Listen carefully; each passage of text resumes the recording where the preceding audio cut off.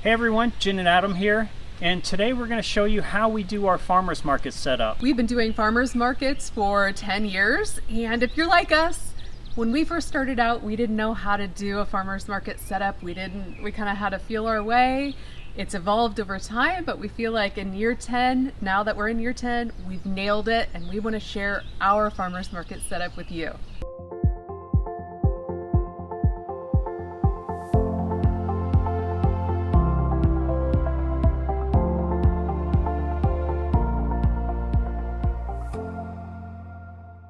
So the first thing we're going to do is set up our tables.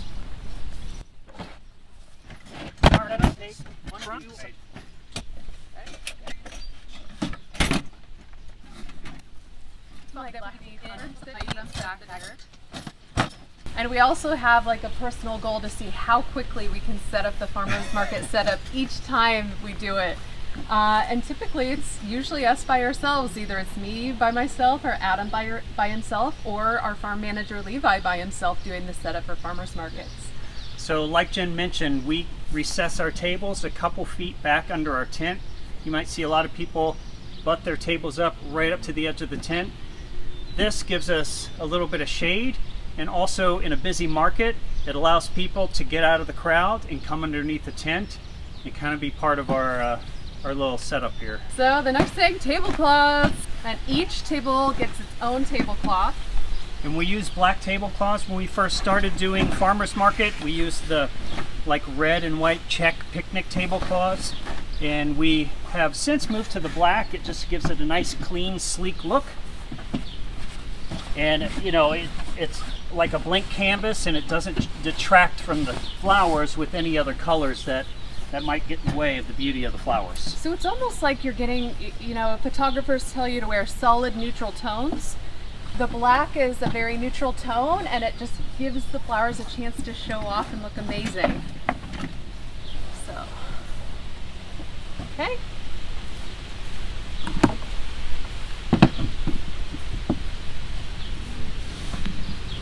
I like to drop the tablecloths all the way down to the ground in the front and on the side tables too. So it's just something I look for from the front. The next part of our setup is creating a tier system.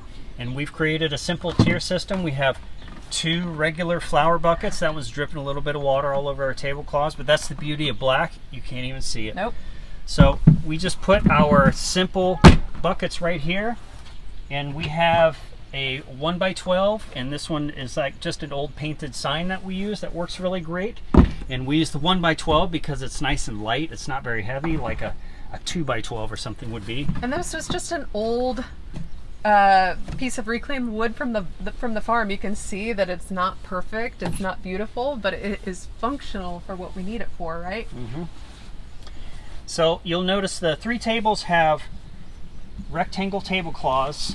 And for our top tier, we have a large oval black tablecloth, and that just fits over the whole thing.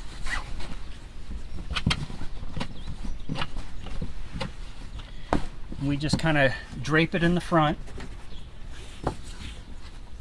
Adam likes to drape it like that, but when he's not with me, I tuck it under the buckets because I like more of a sharper look. Like Jen mentioned, she likes to tuck her tablecloth underneath everything so you don't have all this overhang, which is probably a lot neater and tidier than the way that I do it, but kind of one of those 6 in one, half a dozen the other things. It doesn't matter. It's a personal preference, but yeah. Yeah, whatever works for you. Exactly. What makes you happy?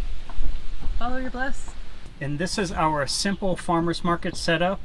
Now I'm going to come around the back and show y'all what's also nice about this setup. As you can see, we have a nice little work area underneath here that is not visible to the customers. Our money box is hidden back here. The black floral buckets are high enough that we can open and close our money box without it smacking the top of the wood piece. We keep rubber bands and paper and any other little utility things that we want out of sight, out of mind. Our coffee. Our coffee. We only want product and beautiful things that we're going to sell to be displayed to the customer. We don't want the customer to see any of our riffraff and utilities. But sometimes we put extra buckets and baskets and different things down in the front or on the sides, the wings, we'll usually stash a few things down there. There's usually a trash can we bring and a broom and all that stuff. Yep. Yeah, if we have a lot of times we bring more product than we're able to put out on the table, and the extra product we store underneath the table here. If you can see, the tablecloth is as far forward as we can to keep it as low in the front so people also can't see under the tables, and it's high back here so we can see under the tables real nicely. You might be asking why we don't put all of our product out all at one time. There's a crazy buyer psychology that Adam has observed where if your table is too bountiful, people won't buy from you. So we try never to have our table too packed with flowers and our merchandise with the lavender goods we make. So that's why we stash some underneath and bring it out as we go throughout the market, as we sell bouquets. Now that we have our tiers built, we just build a couple little antique-y box tiers on the corners just to give a little bit of extra lift to some of our products. Flip this one around. Flip it around? Yeah. Oh, okay. There you go. That's the pretty side. And we got the pretty side now?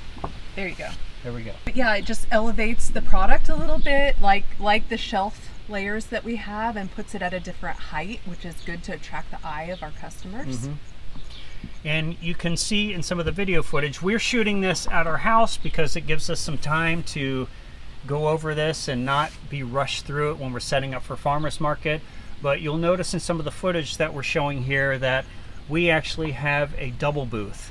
So we mirror this on a second booth. So we extend another table down and another table sideways. So it's really the same setup, just double. Yep. Another thing that we have done is streamlined our payment system. So of course we take cash and credit cards, but we have created a little sign that has QR codes with, we pretty much take every payment out there. We even take Bitcoin and XRP, so if you want to pay with cryptocurrency, you can buy our flowers with cryptocurrency. It's best to take as many different kinds of payment types as possible. It's nice when you are speaking with people, others can walk up, scan the code, they see the price, and they're able to then take their product and walk away with it. They don't have to wait and interact with you. If they see something they like, they can come scan, pay, and go. And this little sign here has increased sales, definitely. Yes, yep. Now you might also notice that our tint is white, and that is also purposeful. It continues our nice, clean, sleek look with our farmers market booth. As well, it filters a lot of really nice light on the flowers. If we had a black tint or a blue tint, yeah, or a teal tint, it would look funny. Yeah, it would change the color of our flowers, almost like putting flowers in a light box and putting a filter on them. We don't want that. We want people to see our flowers for the true colors they actually are. And an unintended benefit of the white tint is it doesn't change the color of our flowers for people when they're looking at them. Another extra that we bring to our farmers market booth is a bowl of water for dogs. You might notice that our little waterer here, we went a little above and beyond and have the jug. So we didn't want to have a bowl and just have, dogs would go through it real quick. Right. So we spared no expense with the dog waterer, so dogs have water the entire market. A nice benefit for our customers. And actually another unintended consequence, people actually stop, give their dogs water, and end up buying flowers. All right, y'all. And you can see how nice and compact it packs up in the van, leaves plenty of room for flowers. That box is for another delivery. But yeah, it packs up nice and tight, easy peasy. That's it, y'all. That's our simple and easy farmers market setup. Yeah, it's not rocket science, but we hope it helps some of you figure out how you can do your very own farmers market setup. If you guys enjoyed this video, please hit that subscribe button, and we'll see you next time. Thanks for joining, and happy growing.